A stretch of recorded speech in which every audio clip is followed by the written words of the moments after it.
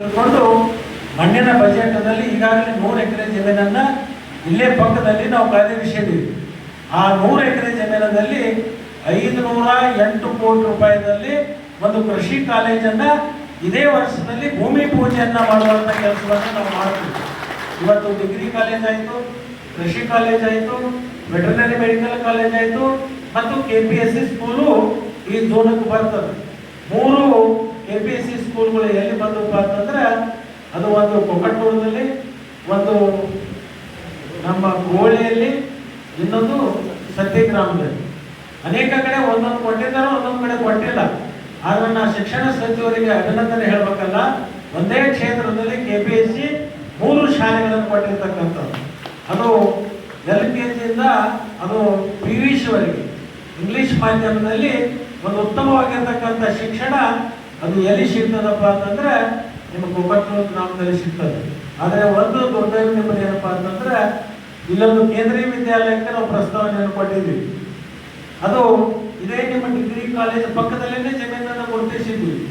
ಕೇಂದ್ರೀಯ ವಿದ್ಯಾಲಯ ಇಲ್ಲೇ ಮಾಡಬೇಕು ಅಂತ ಹೇಳಿ, ಯಾಕಂತಂದ್ರೆ ಒಂದು ಎಜುಕೇಶನ್ ಹಬ್ಬ ಇಲ್ಲಿ ಆಗಬೇಕು ಅಂತ.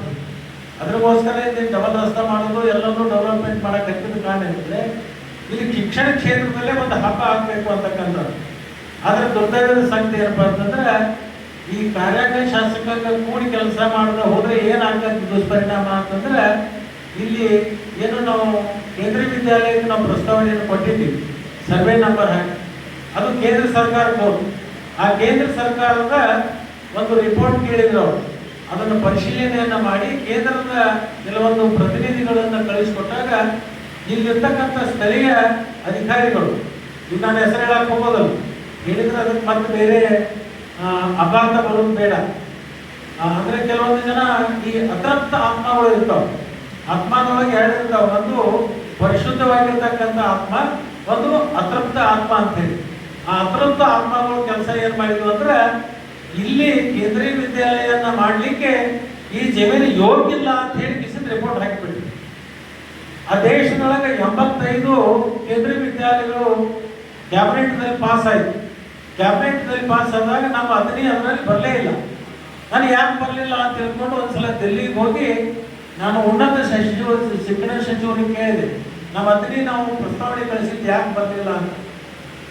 ಅದು ಅವ್ರಿಗೆ ಗೊತ್ತಿರಲಿಲ್ಲ, ಯಾಕೆ ಬರಲಿಲ್ಲ ನಮಗೂ ಗೊತ್ತಾಗಲಿಲ್ಲಲ್ಲ. ಆದರೆ 2-3 ಸಲ ನೀವು ಹೇಳಿದ್ರು ಬರಬೇಕಾಗಿತ್ತಲ್ಲ ಅಂತೇಳಿ ಸಂಬಂಧಪಟ್ಟಂತ ಅಧಿಕಾರಿಗಳನ್ನು ಕರೆಸಿದ್ರು.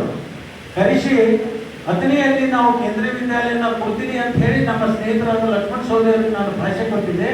ಅದು ಯಾಕೆ ಬರಲಿಲ್ಲ ಅಂತ ಅವ್ರ ಅಧಿಕಾರಿಗಳನ್ನು ಕೇಳಿದಾಗ ಅವ್ರು ಹೇಳಿದ್ರು, ಅಲ್ಲಿ ಕಟ್ಟಡವನ್ನು ಕಟ್ಟಲಿಕ್ಕೆ ಮತ್ತು ಅಲ್ಲಿ ಶಾಲೆಯನ್ನು ತೆಗಿಲಿಕ್ಕೆ ಅಲ್ಲಿ ಜಮೀನು ಯೋಗ್ಯಿಲ್ಲ ಅಂತ ಹೇಳಿ ರಿಪೋರ್ಟ್ ಬಂದ ಮೇಲೆ ನಾವೇನು ಮಾಡೋಕ್ಕಾಗುತ್ತೆ ಅಂದರು.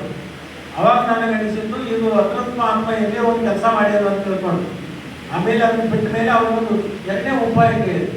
ತಿರುಗಿ ಮಾಡಬೇಕಾದ್ರೆ ಏನು ಮಾಡಬೇಕು ಅಂತಂದರೆ ಅದು ಮತ್ತೆ ನಾವು ಕ್ಯಾಬಿನೆಟ್ಗೆ ಹೋಗ್ಬೇಕು, ಮತ್ತೆ ಸಬ್ಮಿಟ್ ಮಾಡಬೇಕು, ಪ್ರೊಸೀಜರ್ ಲೆಂದಿ ಅದ ಮತ್ತು ಬಹಳ ಉಪಯೋಗ ಆಗೋದಿಲ್ಲ.